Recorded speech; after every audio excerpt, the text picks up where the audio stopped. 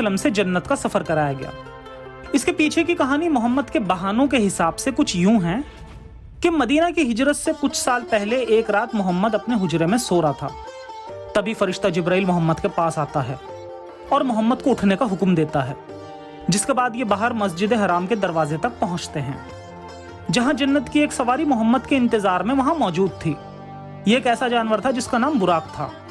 ये एक गधानुमा जानवर था जिसके 2 पर थे। और फिर ये मोहम्मद को अपने ऊपर बिठाकर जेरूसलम ले गया और फिर जेरूसलम से 7वें आसमान तक का भी सफर किया। अब इसमें इनके फेंकने का लेवल देखें। जब मोहम्मद जेरूसलम पहुंचा तब वहां मस्जिद में मोहम्मद ने सभी पुराने नबियों से मुलाकात की और फिर इन सारे नबियों को मोहम्मद ने नमाज पढ़ाई, जिस नमाज की इमामत खुद मोहम्मद कर रहा था। मोहम्मद के इस किस्से में जेरूसलम का नाम आता है कि वहां एक मस्जिद है, हालांकि वहां उस वक्त मस्जिद जैसा कुछ भी मौजूद ही नहीं था। जी हाँ, कई सारे हिस्टोरियंस के अकॉर्डिंग जेरूसलम में उस वक्त ना तो कोई मस्जिद थी और ना ही कोई टेम्पल। सुलेमान का बनाया हुआ टेम्पल भी बहुत पहले ही तबाह किया जा चुका था। इसके अलावा मस्जिद अक्सा, बैतुल मुकद्दस या डोम ऑफ रॉक, ये तो मोहम्मद के मरने के बाद खलीफाओं ने बनवाया था। तो आखिर मोहम्मद ने जेरूसलम की किस मस्जिद या टेम्पल में नबियों के साथ नमाज पढ़ी? इसके बाद जेरूसलम से सीधा आसमान का सफर शुरू होता है, जो कि इस्लामिक फेरी टेल से ज्यादा कुछ नहीं है। और इस बनावटी कहानी में क्या कुछ लॉजिकल गलतियां मिलती हैं, वो हम फिर कभी एक सेपरेट वीडियो में समझ सकते हैं। इसीलिए इस्लाम के इस काल्पनिक उड़न घोड़े के बेतुके किस्से को छोड़कर वाक्य की हकीकत से पर्दा हटाते हैं। इसके बाद रसूल रात में ही मक्का में वापस लौट गए, जहां सुबह उन्होंने कुरैश के लोगों को इस रात की पूरी कहानी बताई। कई हदीसों से पता चलता है कि मेराज की इस कहानी के पीछे कुछ झोल जरूर था, और जिसके नतीजे के चलते बड़ी तादाद में जो लोग मोहम्मद को सच्चा नबी मान बैठे थे और इस्लाम कबूल कर चुके थे, उनमें ज्यादातर ने इस वाक्य के बाद इस्लाम को छोड़ दिया। जी हाँ, मोहम्मद की मेराज की घटना मानो उनकी नबूवत को झूठा साबित कर रही थी। इब्ने हिशाम में लिखा है, अक्सर लोगों ने यह कहा कि यह तो साफ साफ अकल के खिलाफ बात है। मक्का से शाम की जानिब ऊंट 1 माह में जाता है और 1 माह में लौट के आता है, और ये मोहम्मद कहता है कि ये एक ही रात में पूरा सफर करके वापस मक्का भी आ गया। इसका आगे रावी ने कहा कि इन सब में से जो लोग इस्लाम कबूल कर चुके थे वो भी मुर्तद हो गए, यानी मोहम्मद के इस वाक्य से लोग समझ गए कि वो झूठा नबी है। मगर क्या इस्लाम छोड़ने के लिए इतना काफी है? ये बात बड़ी हैरानी की है, क्योंकि उस वक्त मक्का में कई सारे लोग मोहम्मद को सच्चा नबी मान बैठे थे, और एक नबी के लिए इस तरह के मोजज़ात करना तो कोई बड़ी बात नहीं। उस वक्त के लोग खुद भी कई करिश्मों और मोजज़ात पर यकीन रखते थे। तो अगर वो मोहम्मद को एक पल के लिए सच्चा नबी मानते थे तो इस पर तो उनका ईमान और पक्का होना चाहिए था। मगर ऐसा नहीं हुआ, उल्टा लोगों ने इस्लाम छोड़ दिया। मगर सवाल उठता है, क्यों? क्या मोहम्मद अपने इस दावे को साबित करने में नाकाम हुआ था? और क्या मोहम्मद इस वाक्य का कोई भी सबूत नहीं दे सका था? या फिर मोहम्मद की पोल रंगे हाथों खुल गई थी, जहां लोगों को सबूत मांगने की कोई जरूरत भी महसूस नहीं हुई?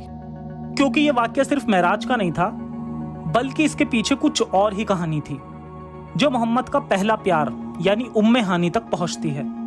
जी हां, सही सुना आपने, खदीजा से शादी से पहले का मोहम्मद का प्यार उम्मे हानी, जो कि मोहम्मद के चाचा अबू तालिब की बेटी थी। तो आइए जानते हैं कि क्या था सारा माजरा। उम्मे हानी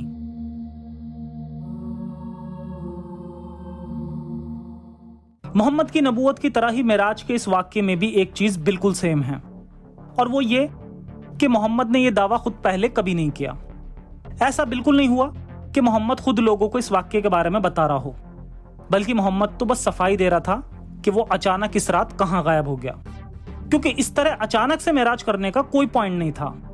बहुत से मुसलमानों को यह गलतफहमी है कि यह वाक्य इसलिए इंपॉर्टेंट था क्योंकि इस रात मोहम्मद को 5 वक्त की नमाजें मिली थीं, जबकि नमाजें तो मुसलमान मोहम्मद को नबूवत मिलने के वक्त से पढ़ते आ रहे हैं। खुद मोहम्मद ने कहा कि मेराज का आसमानी सफर करने से पहले उसने जेरूसलम में नबियों को नमाज पढ़ाई। इब्ने इसाक की हदीस के जरिए हमने पिछली वीडियो में भी जाना था कि मोहम्मद के शुरुआती साथी छुप छुप के मक्का में नमाज पढ़ते थे मेराज के वाक्य से कई साल पहले, और जहां इनके बीच एक खूनी झड़प भी हुई थी, जो आप मेरी इसी सीरीज के इस वीडियो में समझ सकते हैं। इसके अलावा हदीसों से पता चलता है कि मोहम्मद की 40 साल की उम्र में नबूवत के वक्त जिब्राइल मोहम्मद और खदीजा के पास आता है और इन्हें नमाज और वजू करने का पूरा तरीका तभी बता देता है। यानी ये वाक्य इस नजर से भी इंपॉर्टेंट नहीं है। जैसा कि हमने इस सीरीज की पुरानी वीडियो के जरिए उम्मे हानी का किस्सा जाना था, जो कि खुद मोहम्मद के चाचा अबू तालिब की बेटी थी। मोहम्मद इसे बहुत पसंद करता था और इससे निकाह करना चाहता था, मगर अबू तालिब ने उम्मे हानी की शादी मोहम्मद से करने से इनकार कर दिया था। अब इस वाक्य की असल कहानी हमें उम्मे हानी की एक हदीस से पता चलती है। सीरत इब्ने हिशाम में आता है, इब्ने इसहाक ने कहा कि अबू तालिब की बेटी उम्मे हानी कहा करती थी कि मोहम्मद को जिस रात मेराज का सफर कराया गया, उस रात मोहम्मद मेरे घर पर था और मेरे पास ही आराम फरमा रहा था। इन्होंने रात में ईशा की नमाज पढ़ी और फिर इसके बाद ये सो गए और फिर हम भी सो गए। अब इस पॉइंट को याद रखें और आगे बढ़ते हैं। सीरत इब्ने हिशाम की इस हदीस के बाद जब हम तबकात इब्ने साद की इस हदीस को पढ़ते हैं तो पता चलता है कि दाल में सचमुच कुछ काला था, क्योंकि ये रात आम रातों की तरह नहीं थी।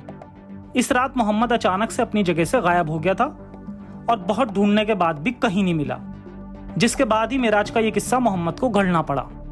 तबकात में आता है, लोगों ने कहा कि इस रात मोहम्मद अचानक कहीं गायब हो गया और फिर अब्दुल मुत्तलिब के लड़के मोहम्मद को ढूंढने लगे।